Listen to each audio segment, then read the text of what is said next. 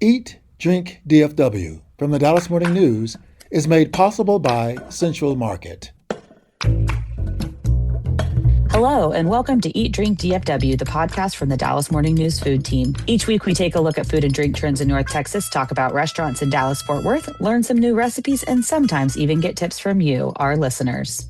I'm Anna Butler, the food editor at the Dallas Morning News. We'll get into the latest restaurant openings and closings, along with some of the impacts from the recent winter storm in the food scene. And later, we're talking about some fascinating findings around Texans and how they eat during the Super Bowl. That's all coming up right after this. Central Market is really into food, like fish flown in so fresh it still has jet lag into food. Our sourdough starter has been around since grunge was a thing into food. We're talking more prime cuts than a greatest hits album into food. Central Market is really into food. If you are too, then we're the HQ for you. Whether you're a make every recipe in the cookbook foodie or a my favorite recipe is reheat type who just digs the delectable, no place makes every day more delicious like Central Market. Really into food. Shop now at centralmarket.com. For the latest food and restaurant news in Dallas-Fort Worth, visit dallasnews.com/food. Also, we would love to hear from you, so email us at eatdrink@dallasnews.com. Today, I'm joined by Claire Baller and Imelda Garcia. Sarah Blaskovich is out. We're going to preface this that we are doing it from home right now, some of us from closets, because the roads are still less than ideal. But let's start with what's right in front of us. What have y'all been hearing about the impact of this icy weather on local restaurants? Yeah, so to no one's surprise, this week has been really, really tough for restaurants. Most places were closed Saturday, Sunday, Monday, Tuesday, and now with impacted hours on Wednesday. And so something to keep in mind here is that weekend hours, kind of across the board for bars and restaurants, are their busiest days of the week and their most profitable days of the week. Bakeries as well. I talked with two restaurant owners, and really quick, let me just jump in to say, like most people right now, I am stuck at home with my children, so you might hear them in the background. But I talked with several restaurant owners who told me that it's been really devastating to be closed for the duration of time that they've had to be closed. The owner of Taco y Vino told me that between his two restaurants, he estimates he's lost about 30 grand because of the closures, which just will never be recovered. So I would urge people to keep this in mind as they go back out into the world the rest of this week and visit bars, restaurants, coffee shops, to go to the spots that are really small because they're really hurting. And also, we were without DoorDash because the streets were like nobody can drive. I went walking in my neighborhood and there was this convenience store, the only one that was open, and two men were there and they were really frustrated because they were like cooped up in their apartment and they were tired of the food they had in the fridge. And there was nothing open, not even McDonald's. So imagine,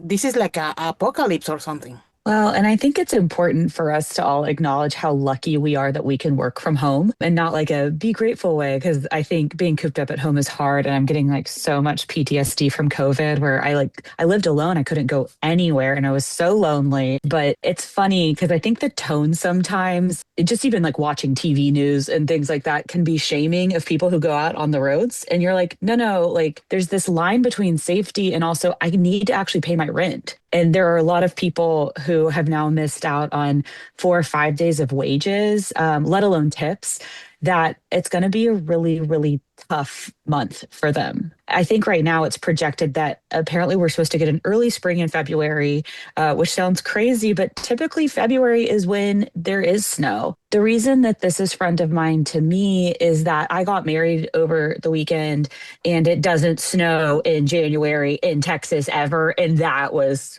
the fate that I had.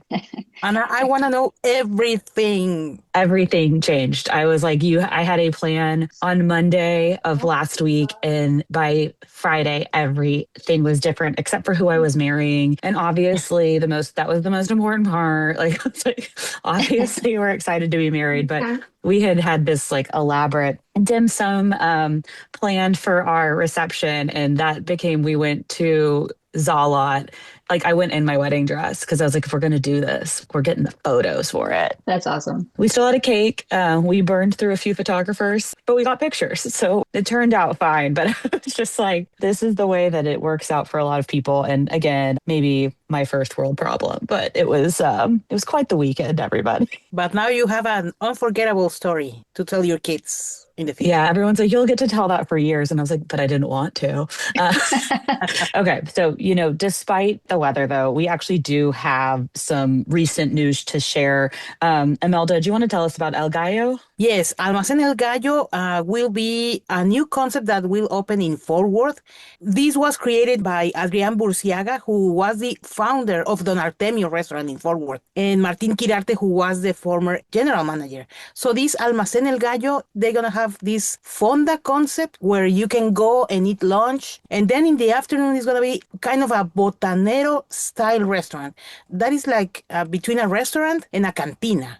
So you can have your drinks, your cocktails, and some real quality food.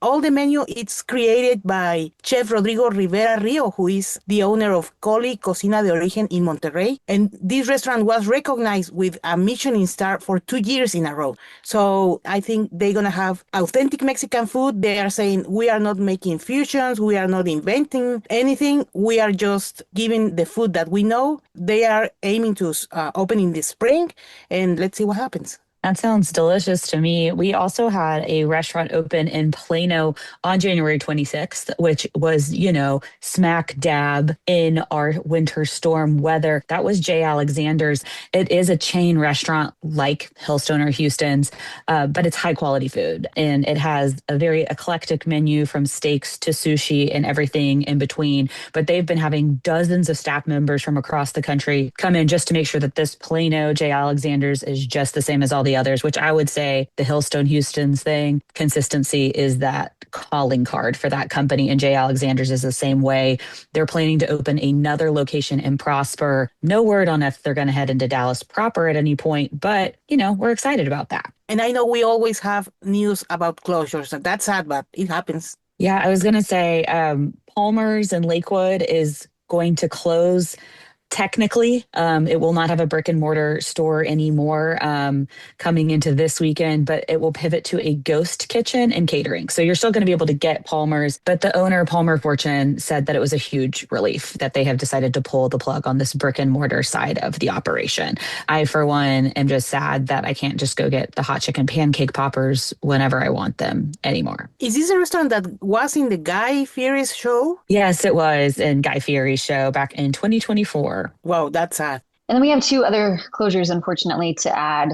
One is a longtime bar in Deep Ellum. This is Dot's Hop House in Deep Ellum, which opened in 2016, and it is closing permanently. We don't really know why. The owners haven't given a reason, but this is one of those businesses that is on Commerce Street.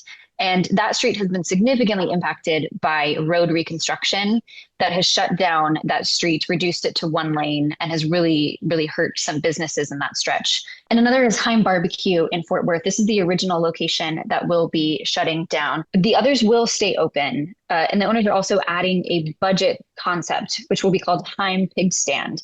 And they plan to offer more affordable barbecue, so plates of lunch and dinner for anywhere from $12 to $15 for several dishes. What y'all can't see right now, if you're listening, is that Claire's son is currently stroking her hair as she talks, and it's really wonderful.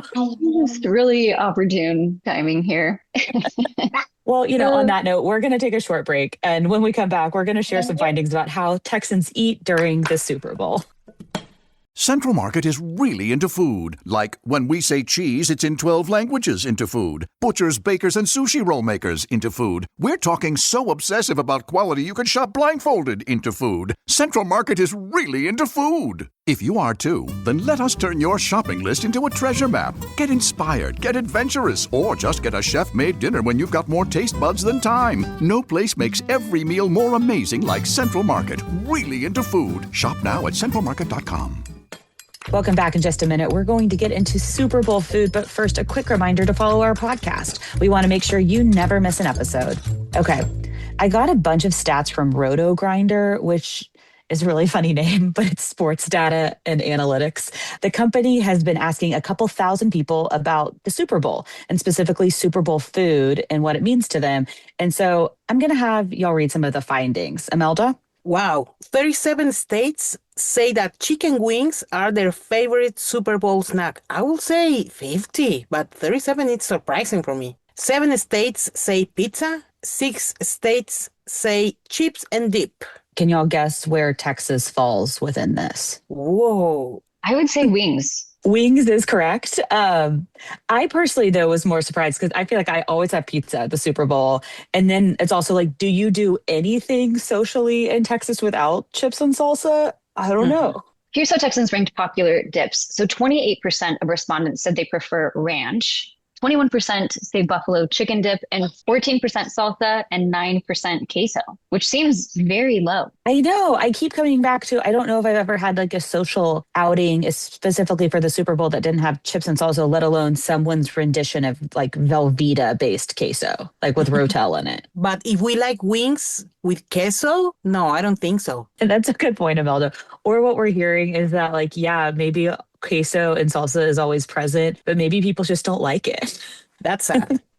Well, I'm going to read my favorite stat. Texans are among the top 5 states where food matters the most to Super Bowl party goers. In fact, 55% of respondents said the food totally influences how they judge their host, which like pressures on if you host one of these things. I've never hosted a Super Bowl party myself, but 19% of people said that it strongly affects how they think of their host. 36% said it somewhat affects them, but 55% totally influences them. Only 23% said that they notice it, but they don't judge people. And 9% says that it doesn't matter. So Texans, you're a very, very picky bunch. And that's scary. I mean, if you have people at your home judging you for your food. It seems like those who have ranch, you're pretty much good to go. I want to share with you a tradition that we have in my family. Every year we share the 3 Kings cake, you know, the Rosca de Reyes. And if you get the baby Jesus out of the bread, you are obliged by the law and the Constitution to make a party on the Super Bowl game. But we have to have good food because all the people that got the baby Jesus have to pay their debt. I like that tradition, Imelda.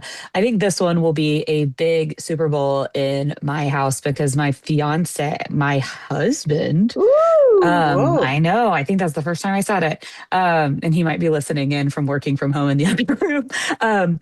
He is a big Patriots fan. He's from the Northeast. And so I'm like, what do you do? Bring clam chowder to dip your chicken wings in instead? Oh, wow, guacala. I hope no, Dana.